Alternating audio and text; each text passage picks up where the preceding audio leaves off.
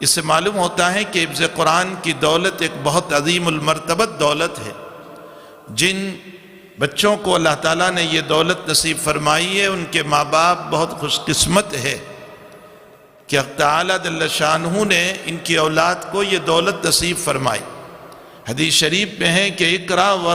ورتل کما کنت ترتل فی الدنیا، فرمایا کہ جنت میں اس کو کہا جائے گا اس حافظ قرآن سے کہ اقرا ورتقی، پڑھتا جا اور چڑھتا جا، ورتل کما کنت ترتل فی الدنیا، اور جیسے دنیا میں پڑھتا تھا ویسے پڑھ، یہاں تک کہ جب تیرا قرآن ختم ہوگا والناس پر تو اللہ جنت میں وہ اعلیٰ مقام تمہیں عطا فرمائیں گے۔ خود حافظ قرآن کے پیرنٹس کے باب میں ہے کہ اللہ تعالیٰ سر پر وہ تاج پہنائیں گے کہ جیسے آفتاب اور مہتاب کی روشنی ہو، یعنی سن اور مون کی روشنی جیسے نکلتی ہے، اسی طرح اس تاج کے اندر وہ ڈائمنڈ لگے ہوئے ہوں گے جس کی روشنی نکلے گی۔ تو جب ان کے پیرنٹس کا یہ مقام ہوگا تو خود ان بچوں کا کتنا اونچا مقام ہوگا۔ یہ ساری کی ساری باتیں دلیل ہے اس بات کے اوپر کہ حفظ قرآن ایک بہت بڑی دولت ہے، اللہ تعالیٰ جن اولادوں کو، جن کے بچوں کو نصیب کر دیتا ہے۔ اس کے ساتھ ساتھ جب اتنا بڑا قرآن سینے میں آ جاتا ہے تو ہمیں اپنے بچوں کی تربیت، ان کے اخلاق، ان کی زندگی، اس کو بھی بہترین بنانا چاہیے۔ کہیں ایسا نہ ہو کہ اتنا بڑا قرآن اپنے سینے میں لے کر وہ نماز نہ پڑھے، اتنا بڑا قرآن سینے میں لے کر وہ ہمارا بچہ ڈرگس میں نہ چلا جائے، اتنا بڑا قرآن اپنے سینے میں لے کر وہ کسی گندی جگہوں پر اپنی نگاہوں کا استعمال کرنے والا نہ بنے، اتنے بڑے عظیم المرتبت قرآن کو لے کر وہ کہیں گناہوں کے اندر پاگل اور دیوانہ نہ ہو جائیں۔ اس لیے ہمیں اپنی اولاد کی تربیت کی بھی بہت ضرورت ہے، اور خصوصاً ان بچوں کی جو حافظ قرآن بچے ہیں ان کی تربیت کی تو بہت زیادہ ضرورت ہے، اس لیے کہ اللہ تعالیٰ نے ان کے سینے میں ایک اپنا وہ کلام عطا کیا ہے کہ محققین یہ لکھتے ہیں کہ اگلی ساری کتابیں کتاب تھی، اللہ نے لکھ کر اتاری تھی، اور یہ قرآن کلام ہے، اللہ بولا ہے اور بول کر کے پھر لوح محفوظ میں محفوظ کیا اور پھر دنیا میں اتارا ہے۔ تو جو اللہ بولا ہے اس کا مقام کتنا اونچا ہوگا۔ تو یہ اگلی کتابیں کتاب اللہ ہے اور ہمارا قرآن کلام اللہ ہے، تو اللہ کا کلام سینے میں لے کر ہماری اولاد اگر گناہوں میں مبتلا ہو جائیں، اس لیے ہمیں اپنی اولادوں کی تربیت کی ضرورت ہے۔ ہر نبی نے اپنی اولاد کی تربیت کی فکر کی۔ میں صرف اشارات کر دوں، سیدنا حضرت یعقوب علیہ السلام اس دنیا سے جا رہے ہیں تو اس موقع پر اپنے ساری اولاد کو اپنے قریب بٹھا رہے ہیں اور پوچھ رہے ہیں کہ ما تعبدون من بعدی، بتاؤ تم میرے بعد کس کی عبادت کرو گے۔ یعقوب علیہ السلام کو اپنی اولاد کی فکر ہے کہ ما تعبدون من بعدی، میرے بعد تم کس کی عبادت کرو گے۔ نعبد الہک و الہ آبائک ابراہیم و اسماعیل و اسحاق الہا واحدا ونحن لہ مسلمون۔ ایک پیغمبر دنیا سے جاتے ہوئے اپنی اولاد کی دین، عقائد، ایمان اور اخلاق کی فکر کرتا ہوا جا رہا ہے، جبکہ ان اولاد کے اندر ایک نبی بھی ہے جو سیدنا یوسف علیہ السلام ہے۔ سیدنا ابراہیم علیہ السلام کی دعا کو قرآن نقل کر رہا ہے، رب اجعلنی مقیم الصلاۃ ومن ذریتی، اے اللہ مجھے نماز قائم کرنے والا بنا اور میری اولاد کو بھی نماز قائم کرنے والا بنا۔ ومن ذریتی، رب اجعلنی مقیم الصلاۃ ومن ذریتی، ربنا وتقبل دعا، اے اللہ ہماری دعاؤں کو تو قبول فرما، ہمارے حق میں، ہماری اولاد کے حق میں۔ ایک جگہ قرآن کہہ رہا ہے وَأْمُرْ أَهْلَكَ بِالصَّلَاةِ وَاسْتَبِرْ عَلَيْهَا، اپنے اہل کو، اپنے بچوں کو، اپنی بیوی کو نماز کا حکم دیجئے اور جمے رہیے عبادت کے اوپر، استقامت کے ساتھ دین کے اوپر قائم رہیے۔ جناب نبی کریم صلی اللہ تعالی علیہ وسلم نے جب سب سے پہلے آپ کو نبوت ملی اور آپ کو یہ کہا گیا کہ یا ایھا المدثر قم فانذر وربک فکبر، آپ تبلیغ کیجئے، اللہ کی بڑائی بیان کیجئے، اللہ کی عظمت بیان کیجئے۔ تو اس موقع پر جناب رسول اللہ صلی اللہ علیہ وسلم نے سیدھے دوسروں میں تبلیغ نہیں شروع کر دی، سب سے پہلے اپنی فیملی کو لیا۔ وَأَنذِرْ عَشِيرَتَكَ الْأَقْرَبِينَ، آپ اپنے قریب رشتہ داروں کو ڈرائیے۔ آپ نے ارشاد فرمایا یا فاطمہ بنت محمد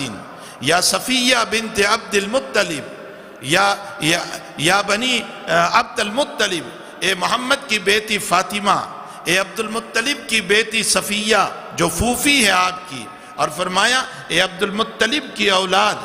فرمایا کہ سلینی معاشی، جو تم چاہتے ہو دنیا میں مجھ سے مانگ لو، قیامت کے دن تمہارا باپ کا نبی ہونا اور تمہارے بھتیجے کا نبی ہونا یہ تمہیں بچا نہیں سکے گا اگر تمہارے پاس ایمان نہیں ہوگا۔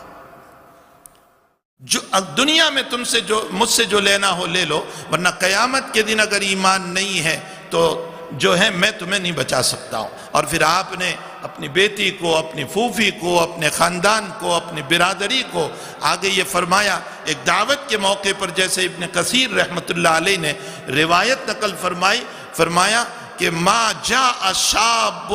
مثل هذا افضل کلام، فرمایا کوئی جوان تمہارے اندر اتنا اونچا کلام لے کر کے نہیں آیا جتنا کہ میں اس کلام کو لے کر کے آیا ہوں۔ فرمایا فیہ خیر دنیاکم و خیر آخرتکم، اس میں تمہاری دنیا کی بھی بھلائی ہے، اس میں تمہاری آخرت کی بھی بھلائی ہے۔ میں وہ دین، وہ شریعت کو لے کر کے آیا ہوں، میری بات کو مان لو۔ معلوم ہوتا ہے آپ نے سب سے پہلے اپنی فیملی کی فکر کی، اپنے بچوں کی فکر کی۔ ہمیں چاہیے کہ ہم اپنی اولاد کی تربیت کی فکر کریں۔ بہت سے لوگ یہ کہہ دیا کرتے کہ ہاں ہم فکر کرتے ہی ہیں نا، ہم نے مدرسے میں بھیجا ہے، اتنی فکر کافی نہیں ہوگی۔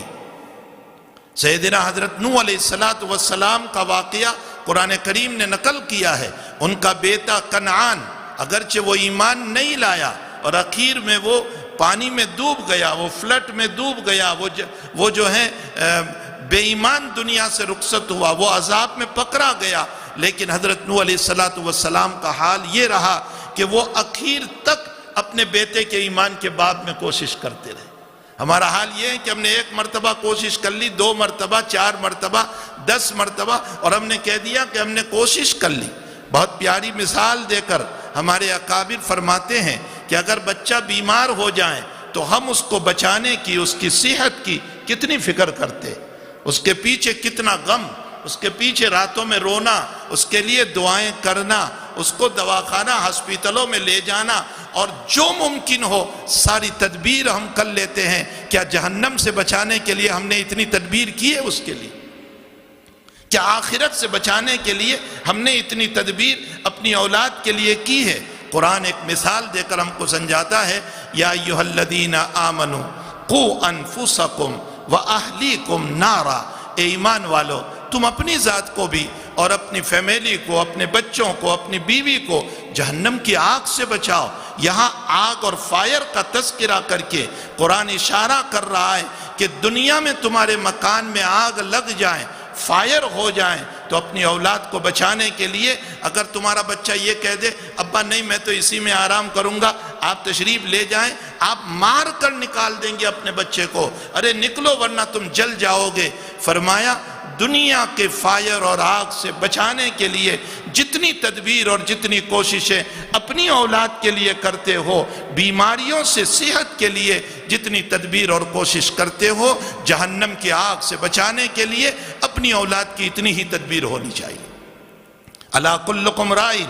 وکلکم مسئول عن رعیتہ، تم میں کا ہر ایک جو ہے امیر ہے، اور ہر امیر کو قیامت کے دن سوال ہوگا۔ ایک بادشاہ ملک کا امیر ہے تو اس کے نیچے ایک والد جو ہیں اور ایک والدہ جو ہیں وہ اپنے گھر کے بچوں کی امیر ہے، اور قیامت کے دن ایک والد کو بھی پوچھا جائے گا، ایک والدہ کو بھی پوچھا جائے گا اپنی اولاد کی تربیت کی کتنی فکر کی تھی، ان کی دنیا کمانے کی فکر کی تھی، یا ان کے دین بنانے کی فکر کی تھی۔ ایک استاذ اپنے کلاس کا امیر ہے، قیامت کے دن اس استاذ کو پوچھا جائے گا کہ تم نے اپنے پاس پڑھنے والے بچوں کی کتنی تربیت کی تھی اور کتنی فکر کی تھی اور ان کی زندگی کو تم نے کتنا بنایا تھا۔ ایک مسجد کا ذمہ دار اور ایک مسجد کا پریسیڈنٹ اور ایک مسجد کی کمیٹی یہ اس پورے عملے کی، پورے مدرسے کے ذمہ دار ہے اور وہ امیر ہے، اور قیامت کے دن ان کو بھی پوچھا جائے گا کہ تمہارے ماتحت اساتذہ تھے، تمہارے ماتحت بچے تھے جو پڑھنے والے تھے، تم نے ان کے کتنے حقوق کو ادا کیا تھا۔ تو کلکم راعٍ وکلکم مسئول عن رعیتہ، ہر ایک کو قیامت کے دن سوال ہونے والا ہے، اور اللہ کے سامنے سے کوئی پاؤں ہٹا نہیں سکے گا جب تک کہ اللہ کو جواب نہ دے دے۔ لا تزال قدم ابن آدم کے پاؤں نہیں ہٹ سکیں گے جب تک کہ اللہ کو جواب نہ دے دیں۔ اپنی ذمہ داری کا احساس کرو، اپنی اولاد کی تربیت کی فکر کرو۔ دنیا مقدر کی ہے، مل کر رہے گی، لیکن دین محنت سے آتا ہے، دین ایسے نہیں آتا ہے۔ دنیا تقدیر سے آتی ہے اور دین محنت سے آتا ہے۔ اس لیے مقدر کی دنیا تو مل کر رہے گی، وہ تو جس کو سگنیچر کرتے نہیں آتا ہے اللہ اس کو بھی مقدر کی دنیا دے دیا کرتا ہے، لیکن دین، تربیت، اخلاق، عقائد کی صحت، یہ سب کے سب جو ہیں وہ محنت کی بنیاد پر آتے ہیں۔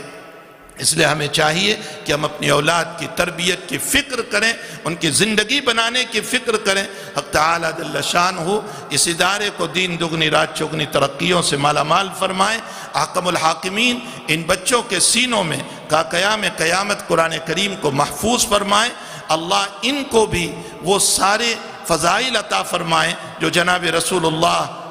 صلی اللہ علیہ وسلم نے احادیث مبارکہ میں بیان فرمائے ہیں، اور ان کے والدین اور ان کے پیرنٹس اور ان کے اقارب کو بھی عطا فرمائیں، اور ان بچوں کو صدقہ جاریہ بنائیں، ان کے اساتذہ کے لیے، اس مدرسے کے ذمہ داروں کے لیے، اور اس مدرسے کے تعاون کرنے والے اور اس مدرسے کو محبت کی نظر سے دیکھنے والے حق تعالیٰ جل شانہ سبھی کے لیے اس درجہ حفظ کو اور حافظ ہونے والے بچوں کو صدقہ جاریہ بنائیں۔ آمین یا رب العالمین۔ وصلی اللہ علی النبی الکریم برحمتک یا ارحم الراحمین۔